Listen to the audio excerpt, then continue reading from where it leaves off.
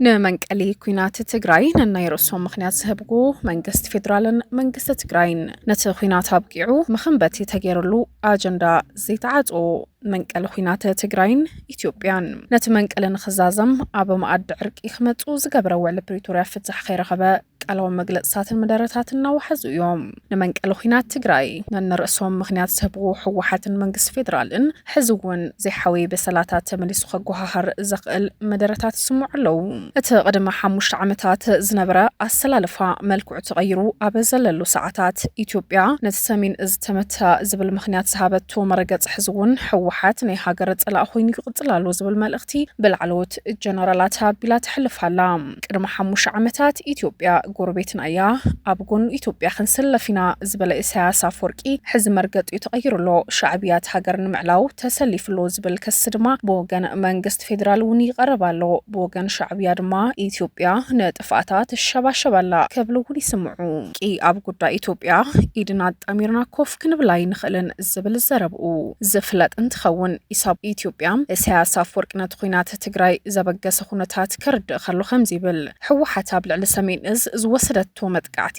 ዕብዳንዩ ኢሉ ብምምጓት ውን ሓይልታት ጸጥታ ትግራይ ንማዓስከራት ክፍለ ሰራዊት ኢትዮጵያ አጥቂዖም ክብል ይኸስስ ሕወሓት ብወገና ነቲ ወታደራዊ ካምፕስ ተቆጻጸርክቡ ሓይልታት ፌደራል ናብ ትግራይ ከይኣትዉ ቀዲማ ንምክልኻል ምዃን እያ ትገልጽ ኣብ ትግራይ ዝተወልዐ ኩናት ልዕሊ 2 ሚልዮን ሰባት ዘመዛበለ ምስቲ ምዃኑ ድማ ትግራይ ናብ ድሕሪት ዝጎተተ እዩ ነቲ ብሕወሓት ተፈጺሙ ንዝብል መንግስት ፌደራል መጥቃዕቲ ውን ከም ዘይርስዑን ትገልጽ እቲ ነቲ ኩናት ዘበገሶ ተባሂሉ ዝጽራሕ ምኽንያት ጥቅምት 24/2013 ዓ.ም ኣብ ሰሜን እዝ ተፈጸመ ፍጹም ኣይንርስዑን ክብሉ ውን ይስምዑ ኣለው ፊልድ ማርሻል ብርሃኑ ጁላ ድማ መልእኽቲ ውን ኣሕሊፉሎ ላዕለዋይ ኢታማጆር ሹም ኢትዮጵያ ዝኾነ ፊልድ ማርሻል ብርሃኑ ጁላ ብዝሕለፎ መልእኽቲ ንትግራይ ኮነ ንህቲ ህዝቢ ካብ ጽሕታረ ሻዕብያ ንኽንሕሉ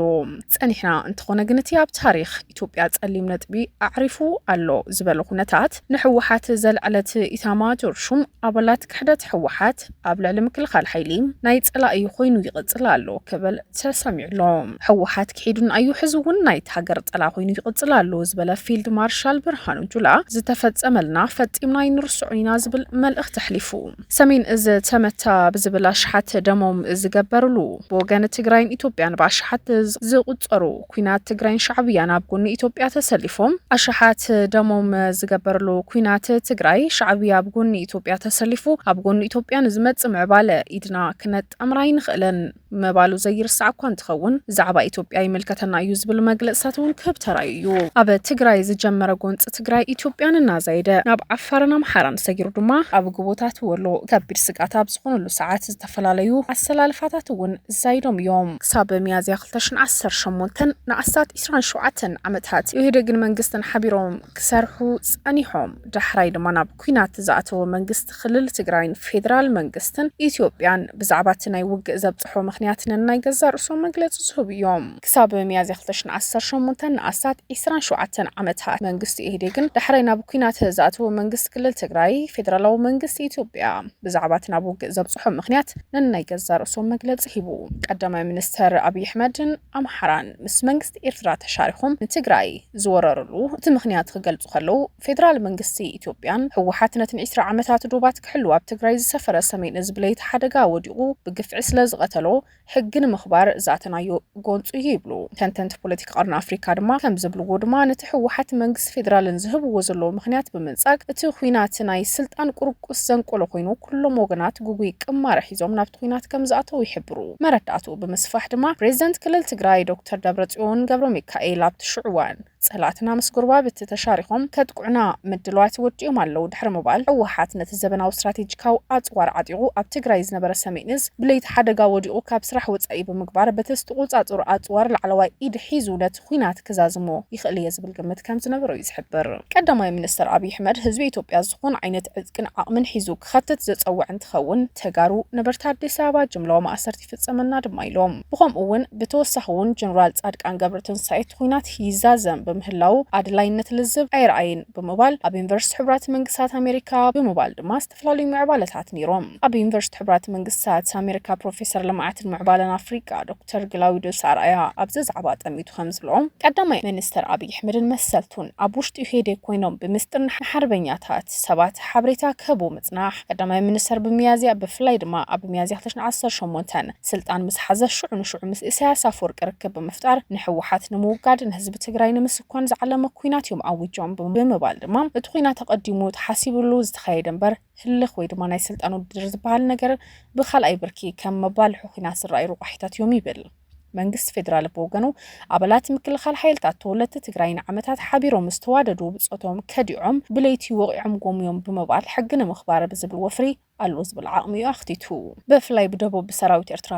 ተሓጊዙ ናይ ድሮንን ነፈርትን ድጋፍ ረኺቡ ኣብ 3 ሰሙን ከተማ መቐለ ዝተቆጻጸረ ደጊም ሕወሓት ማለት ኣብ ሰማይ ከም ዝተበተነ እቲ ንሸውዓተ ወርሒ ናብ ጎቦታት አንሰሒቡ ዝጸንሐ ሓመድ ልሒሱ ዝተስእ ሓይሊ ተመሊሱ ከተማ መቐለን ከም ዝተቆጻጸራ ከም ዝሰጎመን ብምግላጽ ድማ ኩሎም ውቅናት ብጉጉይ ቅማር ኩናት ኣብ ውድድር ስልጣን ከም ዝተጸመዱ ዘርድ እዩ ኣብ ኤርትራ ኣኽባር ሕግን ዳኛን ነበር ደራሲ ክፍለ ዮሐንስ ተወልደ ብርሃን ኣብ ዘጣዕባ ጠሚቱ እውን ሓሳብ ሂቡ ዝኹናት በቲ ጌም ኦቨር በመባል ንዕርቀ ሰላም 2018 ዝተቀበለ ጸኒሑ ድማ ኣብ ኢትዮጵያ ንዝኽሰት ምዕባለ ኢድና ጣሚርና ኣይንርአኒና ዝበለ ፕሬዝደንት ኢሳያስ ተሳዊሩን ተጓሂሩን ዝብሉውን ኣለዉ መንግስት ፌደራልን ሰራዊት ኤርትራን ሕወሓትን መድሓን ኣብ ትግራይ ኣብ ዝጸንሑሉ ሸውዓተ ተዋርሕ ከቢድ ሰብኣዊ ግሰትን ዓመፅን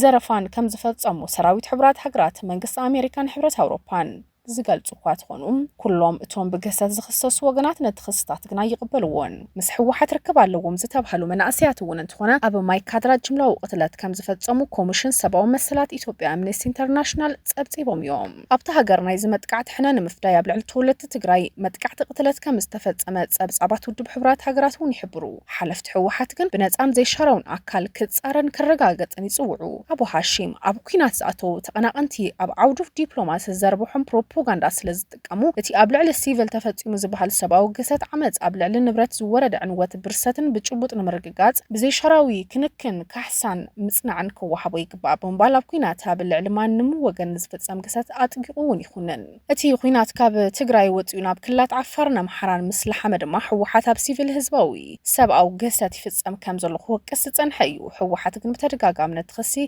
ከም ዘይወዓሉ ብምጥቃስ ብነጻን ዘይሻራውን ኣካል ክጻሩ እዩ ዝሓትት ኣብ ርእሲ እዚ ኣብ ትግራይ ኮና ኣብ ኩናት ዝካየደሉ ዘሎ ክልላት ዓፋርን ኣምሓራን ከቢድ ጥሜት ይጋጥም ከም ዘሎ ብፍላይ ትግራይ ብብርኪ ዓጸቦ ክግለጽ ዘይከኣል ጥሜት ኣጋጢሙ ብምንባሩ ከቲኦም ተጻበታ ኣካላት ረድኤት ናብቶም ግዳያት ንኽሓልፍ ክትሓባበሩ ይሕተቱ እዮም ነይሮም ብርክት ዝበሉ ኣሰላልፋታት ዝጸንሑ እንትኾኑ ብፍላይ ድማ ኣብ ዝሓለፉ 5 ዓመታት ትግራይ ኣንሳሪ ሕዋ ዘሎ ሓደጋ ድማ ክሳብ ሕዚ እውን ደዋ ይበለን እቲኦም ነናይ ባዕሎም ሸነኽ ሒዞም ከጓተቱ ዝጾን መራሕትን ፖለቲከኛታትን እቲ መንቀል እንታይ ነይሩ ዘይኮነስ ሕዚ እንታይ ተገይሩ ዝብል ድማ ከዓሙሉ ይከኣሉን ሕዚ እውን እንትኾነ ግን ክስታት ዝቕጽሉ እዮም ብወገን ሕወሓት ውዕሊ ፕሪቶርያ የተፈጸመን መንግስት ፌደራል ኣብ ልዕሊ ትግራይ ካልኣይ ተወሳኺ ኩናት ንምህንዳድ ይዳለሎ ዝብል ክስታት እናቕረበ ይርከብ ብወገን መንግስት ፌደራል ድማ ሕወሓት ንሰላማዊ ልዝባት ቅሩባ ኣይኮነን ዝተፈላለዩ ወታደራዊ ምንቅስቓሳትን ዕጥቅታትን እየዳለሎ ትግራይ ተመሊሳ ናብ ኩናት ክትኣቱ የብላን ትግራይ ንልምዓት ኢዳ ክትዝርግሕ ኣለዋ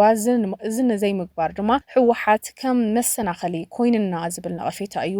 ዘለል ብወገን ኢሳያስ አፈወርቂ ድማ ካልእ ምዕባለ ዝረአ ዘሎ እንትኸውን ኣብ ኩናት ትግራይ ኣብ ጎኒ ኢትዮጵያ ክስለፍ እየ ብምባል ድማ ንትግራይ ወሪሩ ዘጸንሐ ሻዕብያ እውን እንትኾነ ሕዚ ኣብዚ ሕዚ ሰዓት ዘለዎ መርገጺ ዝተፈለየ እንትኸውን ኣብ ጎኒ ምስ ህዝቢ ትግራይ ንህዝቢ ትግራይ ሓላይ ብምዃን ብፍላይ ድማ ሕወሓት ዘለዎ መርገጽ ቁኑዕ ምዃኑን ኢትዮጵያ ዘፍርስ ዘሎ ንዝብሎ ቀዳማይ ሚኒስትር አብይ አሕመድ ንምዕላው ድማ ብጎኒ ትግሳስ ድማ በቶም መናውራቶ ቢልውን ክገልጽ ዝጸንሐ እዩ ምስ ህዝቢ ኢትዮጵያ ዘይኮነስ ምስ ህዝቢ ትግራይ ሰላማዊ ርክብ የድልን እዩ ዝብል ዘሎ መንግስት ኤርትራ ክንዘራረብ ንኽእሊና ሰላማዊ ርክባት ንግበር ዝብል እምዶ ዝብል ሽም ብምሃብ ድማ ዝተፈላለዩ ምንቅስቓሳት ክገብር ተራዩ ህዝባዊ ወያነ ሓርነት እውን እንትኾነት ኣብ መንግስት ኤርትራ ዝነበረ ቀዋማ ዘለሓለ ሕቶ እንትትከውን ምስ ዝኾነ ይኹን ሃገር ሰላማዊ ርክብ የድልና እዩ ብምባል ድማ ንሰላም ኢደ ይቅርቡ እዩ ዝብል ድምዳም እያ ሂባትሉ ካብኡ ብዘለለ ዝተፈላለዩ ዓይነት ሓሳባት ኣብ መግለጽታት ኣብ ዛዕባ ኤርትራ ክትብ ዘይትረአ ሕወሓት ሰላማዊ ርክብ ይጠልብየ ብፍላይ ድማ ንግዝኣትን ንልምዓትን ትግራይ ዝብል መኸንበት እያ ትገብረሉ ብወገን ኤርትራን ኢትዮጵያን ዘሎ ውጥጥ ግን ዝቐፀለ እንትኸውን ብፍላይ ድማ ቀዳማይ ሚኒስትር ኣብይ ኣሕመድ ኣብ ጉዳይ ሙናን ቅሒ ባሕሪ ስዒቡ ዝህቦም ዘሎ መግለፂታት ዝኾኑ ዘርእዮም ዘሎ ምንቅስቓሳት ንመንግስቲ ኤርትራ ኣዝዩ ዘሻቐለ እንትኸውን እቲ ወጥሪ ድማ ናብ ካልእ ኣንፈት ከይቕፅል እውን ስጋት ተነቢሩሉ እዩ እቶም ኣሰላልፋታት በብእዋን ዋብ ዝቀየሩሉ ዘሎ ሰዓት እቲ ኣብ ኣሽሓት ዝሞተን ዝደመየን ኣካሉ ዝጎደለ ህዝቢ ትግራይ እውን ተመሊሱ ካብ ስጋት ናብ ስጋት ናተናጠረ እውን ዝኸይድ ዘሎ እዩ መራሕቲ ዝኾኑ ፖለቲከኛታት ሓሳባቶም እናተቀያየረ ኣሰላልፎም እናተቀይረ ኣብ ዝኸደሉ ዘሎ ሰዓት ህዝቢ ተመሊሱ ግዳይ ሞትን ጨፍጫፍን ከይኸውን ድማ ሸቕሎ ተዘሕደረ እዩ ዝተዳመየ ህዝቢ በሰሉ ብቐሊሉ ስለዘይሓዊ ብኩሉ ኩርናዕ ምስ ዘለዎ ጉርባብቲ ለባማት ፖለቲከኛታትን መራሕቲ ሃይማኖትን ዝሕወስዎ መኣዲ ዕርቂ ክሳናዳ የድሊ ዝብል መልእኽቲ እውን ሓለፈ ዝርከብ እዩ ልዕሊ ኩሉ ግን ንዝበደለ ዝቐፅዕ ንዝተበደለ ዝኽሕስ ንኩሎም ወገናት ዝዳኒ ሕጋዊ መስርሕ ፍርዲ ክሰላሰል ይግባእ ዝብሉ ማዕዳታት ድማ ቀፂሎም ኣለው ራራ ሚድያ ጥበብ ይመርሕ